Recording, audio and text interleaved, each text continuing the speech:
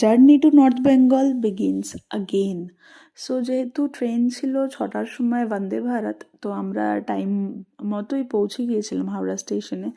যেহেতু টাইম ছিল অনেকটাই, সো স্ন্যাক্স কেনা, আড্ডা দেওয়া সব কিছুই চলছিল। তার সাথে সাথে এক্সাইটমেন্টও কাজ করছিল, যেহেতু অনেকের কাছ থেকে এক্সপিরিয়েন্স শোনা হয়েছিল বন্দে ভারতের। সো ফার্স্ট টাইম ট্রাভেল করবো বন্দে ভারতে, তো কীরকম এক্সপিরিয়েন্স হবে না হবে সেটা এক্সাইটমেন্ট তো কাজ করছিল। তার সাথে সাথে আরেকটাও এক্সাইটমেন্ট কাজ করছিল যে নেমে কোথায় কোথায় যাব, আবার অনেক দিন পরে সবাই একসাথে ঘুরতে যাচ্ছি। সো এই এক্সপিরিয়েন্স কি হবে সেটাও ম্যাটার করছিল। অ্যান্ড অবশেষে জার্নি শুরু হলো। অ্যান্ড এই সকালবেলাটা তো যেহেতু দেখা হয় না কোনো দিনও ঘুমের জন্য, সো অনেক দিন পর আবার ভোর দেখা হলো।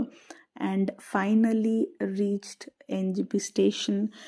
দেন শুরু হচ্ছিল গাড়ি খোঁজার পালা, যে হোটেল যেতে হবে, ইনফর্ম করতে হবে, লাঞ্চ করতে হবে, সেটাও একটা ব্যাপার।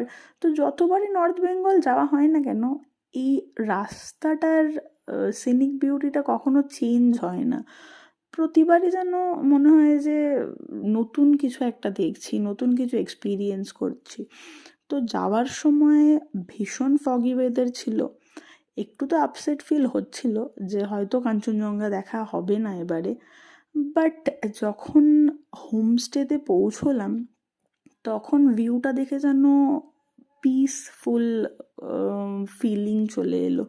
এত ভালো ভিউ যেটা ফটোতে দেখেছিলাম সেটার থেকেও অনেক বেটার কিছু হচ্ছিল।